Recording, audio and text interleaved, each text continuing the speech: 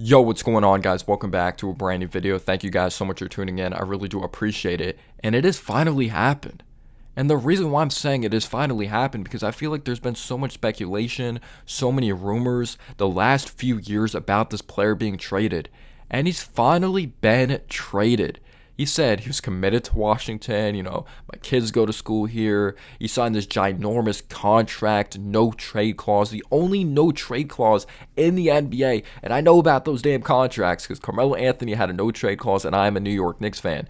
But I thought he was fully committed to Washington. I thought it was just beyond just basketball for him, honestly. But I guess he saw an opportunity, him and his agent.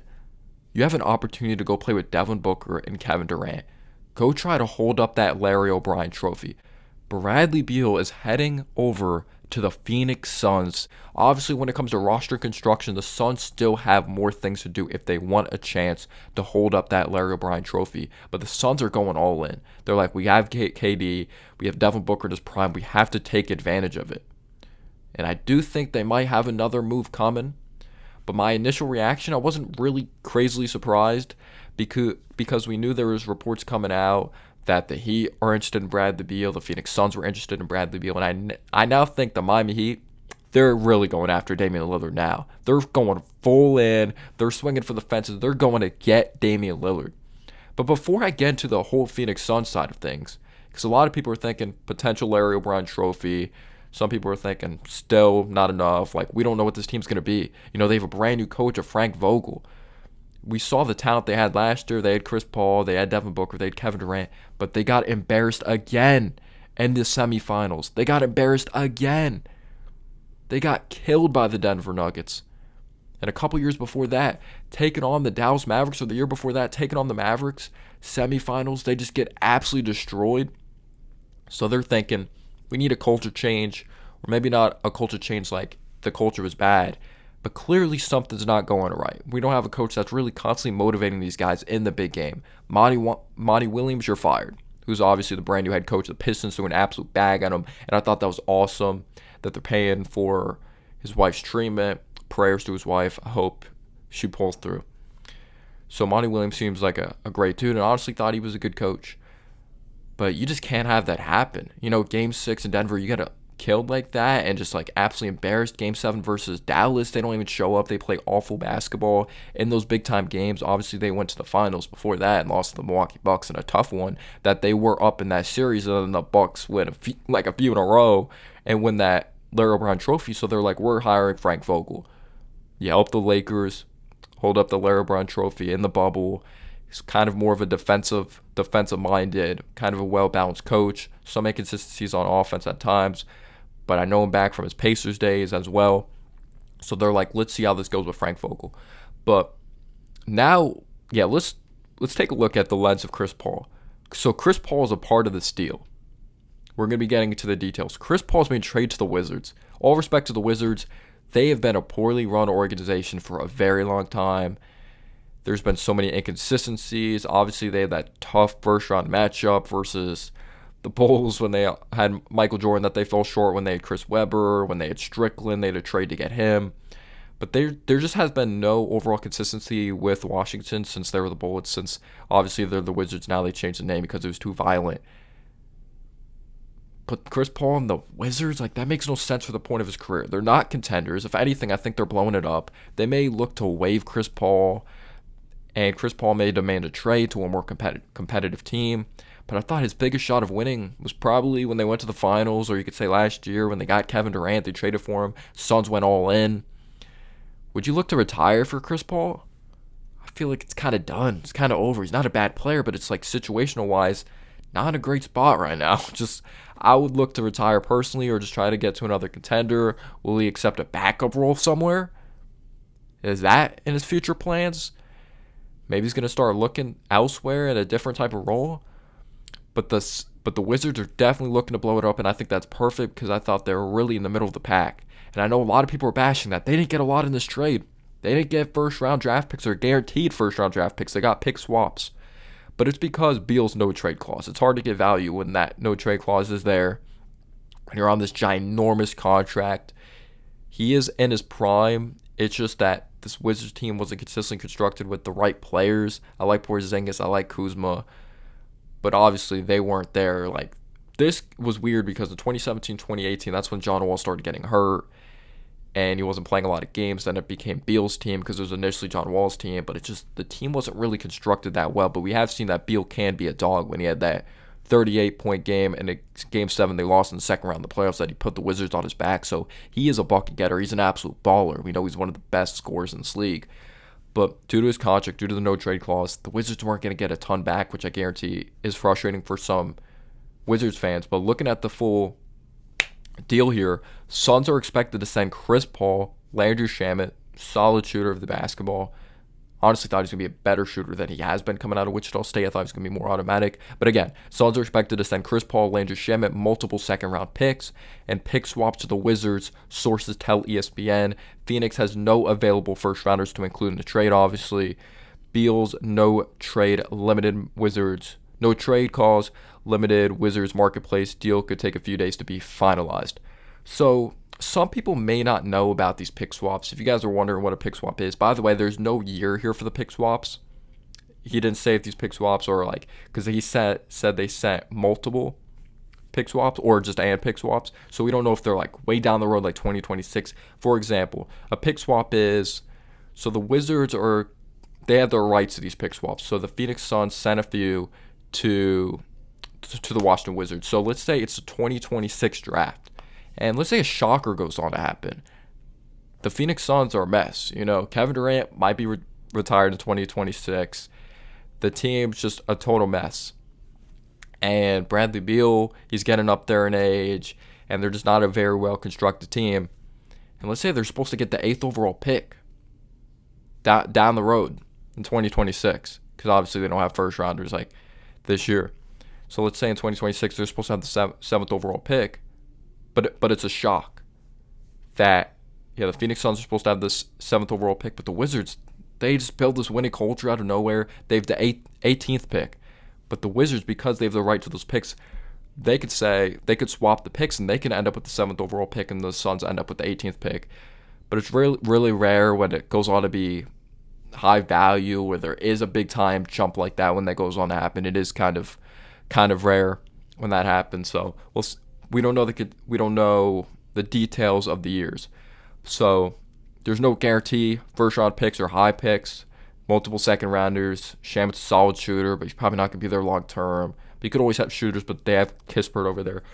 So Wizards just going full rebuild mode. They're going full rebuild mode, but I really thought Bradley Beal was going to be there even longer because I thought he was committed like his family and all that. He's like, this is where my kids go to school. So will Beal be more motivated to keep himself in shape? I'm not saying it wasn't before, but he's like, I have a situation here. I can't F it up. I have Kevin Durant on this team. I have Devin Booker in his prime. I got to stay healthy. I got to stay on the floor. I got to stay committed to this basketball team, Frank Vogel, this culture they're building. So the idea of the starting lineup looks fantastic. I wonder if they're going to put Beal at the 1 or Devin Booker at the 1. Beal came off the season averaging 5 assists per game. He is an underrated passer of the basketball, in my opinion. I do think Booker's passing IQ may be a tad higher. Neither of them are elite, but I think they're solid passers of the basketball. Booker's obviously progressed since Kentucky days. But let's say they have Beal at the 1, or let's say they have Booker at the 1. They have Beal at the 2. You have Josh Okogie, who's 6'4", not the tallest in the world, but he's strong. He's athletic, a good defender. You have at the 3, you have Kevin Durant at the 4, and you have DeAndre Ayton at the 5. So that starting lineup looks really good. Obviously, what everyone's looking at is, DeAndre Ayton, though. I don't know if you're going to win a championship with that dude. Like, I'd rather have someone that may have a lower upside that we know is going to produce every day. Like, I don't care. Like, Suns fans may be like, I don't care that this dude's the first overall pick anymore. He's not showing it. He's not showing that want. And that was the big thing with him coming out of Arizona. Natural talent. He may potentially add the 3 ball. He didn't. But what's his motor? What are you consistently going to get on defense? There's plays that are awesome. And then there's plays I'm like, you could have had a block there. You didn't utilize your athleticism. You didn't utilize your wingspan. I feel like Ayton should be a lot better player than he is. There was games it's like 7, 8 rebounds. He should have had like 12. There's not the consistent want. There's not the consistent motor that you'd want out of a player that you selected with the first overall pick, and it's playoff time, and he hasn't consistently stepped up. Especially in in games. Obviously, Booker struggled in the game that they got killed by the Nuggets. Same thing with the Game 7 versus the Mavericks in the semifinals. It's obviously more than Ayton, but you obviously expect more from Ayton. You expect him to play with more authority when he's defending the pick and roll. He just looks lost at times, and it's kind of the stage of his career. He shouldn't really look lost, and you should see more consistency from him. I know he's not the focal point of the offense. He's not the dog he was at Arizona. So the big question is the depth. The idea is awesome. You have Kevin Durant, you have Booker, you have Beal. You have these awesome scorers of the basketball. I do think Kevin Durant, I don't think he gets the credit he deserves on the defense side of the basketball. We know he's a terrific offensive player. I don't really have to go all into it. We know he's fantastic from mid-range, creating his own shot, working downhill, shooting from beyond the arc. But you obviously expected more from him in that Game 6 as well versus Denver. That was kind of shocking to see, like, Kevin Durant's shots, like shots he usually takes, not go in. And we know he's a good enough passer of the ball, and I think he is an above-average defender, especially for someone that has suffered a big-time injury. And Beal's a great scorer. I don't think he's the best defender in the world, but with a Kogi there, maybe things change. It comes down to the want, and also when you are the top scorer, sometimes you do take plays off on the defense side of the basketball. Some players' mindset's different, but in Washington, that was kind of his approach. I think Booker's progressed. I don't think he's good. I think he's a decent defender, solid defender for the Phoenix Suns. So I feel like Booker's someone that wants it. Kevin Durant's someone that wants it. Okogie plays with that grit. We'll see how Beal's motivation is here. But again, like I mentioned, that Game 7 game, he just went for it all versus Boston. So it's a totally different situation. But it comes down to Ayton. I'm not sure what center they'll go out there and try to trade for him, but this team needs depth. And they may be like, all right, let's trade for this center. He may have a lower ceiling, but we know what we're getting every night. He's going to play with grit. Let's trade DeAndre Ayton. And let's try to get some depth. Because you have Cameron Payne, who I think's ridiculously solid. He was actually someone that was probably the best player on the floor for the Phoenix Suns. Him and Okogie in that Game 6 versus Denver, which is kind of embarrassing, even though I think he's a very solid player. You have Terrence Ross that's getting up there in age, but they have a bunch of free agents. You traded away Landry Shamet. Their depth, like Damian Lee's a free agent, TJ Warren's a free agent. Like, let's go through these free agents for Phoenix. Torrey Craig, unrestricted free agent. Bismack Biyombo's an unrestricted free agent. Darius Bazley, restricted. TJ Warren, unrestricted. Damian Lee, unrestricted free agent. Josh Okogie's actually unrestricted free agent. Jock Landale shows some hustle. He's kind of limited. He's flat-footed at times defensively, but I feel like he has a good feel, but he's not anything brilliant. I don't think they'll bring him back. I do think they're going to look to bring Biyombo back because I feel Biyombo, he doesn't have the creative upside, but he plays ridiculously hard. Wayne Wright has a club option, or Terrence Ross, unrestricted free agent as well. I take that back. So they have so many players that their contracts are just coming up like this offseason. So what are they going to do when it comes to their depth? I know it's terrific to have this amazing starting five, but we even saw it with them this past playoff run. Kevin Durant's getting up there in age. You know, Bradley Beal's not crazy young, but I think he'll be fine. But you can't just expect to play these guys 43 minutes and run them in the ground in the playoffs and expect things to be great. Look at the Bucks. They had Bobby Portis coming off the bench, or even this past season's a great example of the Denver Nuggets. You see what Bruce Brown does for them. Or even Christian Braun. Like, there wasn't full scouting reports of what he was always going to do because he was this rookie. We know he's a limited shooter and good athletic player, but you need those bench pieces to contribute for you. And I just don't think, outside of like a Cameron Payne, there's someone else that really, like, they're going to bring in that can consistently contribute. Who are they going to bring in? You know, Bruce Brown, I think, staying in Denver. I really believe that. Seems like that culture type of guy that will even come back on a team-friendly deal. And we won't know the fit of the starting lineup until we truly see it. But maybe something does automatically click with A and he becomes more aggressive in the big games. It's just so weird seeing Booker perform well all playoffs and then that Game 6, bam. Did he get fatigued? Kevin Durant, like, where'd he go? Chris Paul, they started to see, obviously he's getting up there in age, and they're like, this dude's just not going to cut it as a consistent scorer. Like, we need more scoring from him. And we've just seen that he can't step up in the big games. We're bringing in Beal, who's in his prime. Maybe hasn't been the craziest health-wise, but he could play off the ball because we saw that when he was in college. We saw that when he's proven that he can be a number 2 option. Remember when he was alongside John Wall. He could prove to get hot. He could prove to shoot off the ball when he's playing in Florida. He's a solid athlete, solid mover without the ball. And with better team construction, I don't know how these plays are going to be run with Frank Vogel or how he's going to utilize these players. But Beal's a walking bucket. But it's going to be interesting to see how this offense is going to be run. Again, we won't see it. We won't know until we see it. But you have like three ridiculously high-level, three-level scores. Beal plays with just a high level of fluidity.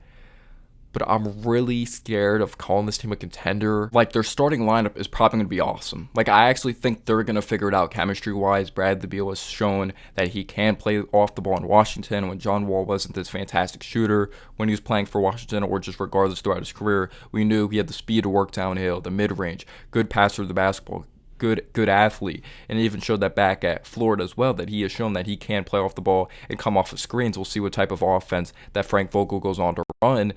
So I think they'll be fine when it comes to the starting lineup, but also you can think about it from a physicality standpoint. How physical is this team going to be? Do they have that real dog in them from a physicality standpoint? Is Ain going to play with consistent physicality? Okogie is a physical dude, but he's only 6'4" as well. Kevin Durant's slender. We know he plays tall and he can knock down ridiculous shots, and he's a solid defensive player. But I'm just saying, is there that real dog in them? They need that key dog bench piece. Cameron Payne plays with a lot of heart, but like I mentioned, so many of these bench pieces that they may want to bring back or may not, or may want to go after other pieces. Are they going to look to bring like a Joe Ingles, someone that's older? I'm really interested, but they have so much money just wrapped into a Bradley Beal now, Kevin Durant, obviously Devin Booker, DeAndre Ayton. 4 out of those 5 guys in the starting lineup are getting paid so much money this year. Are they going to be able to afford some bench pieces? And they're going to need some rest in the playoffs. Think about it.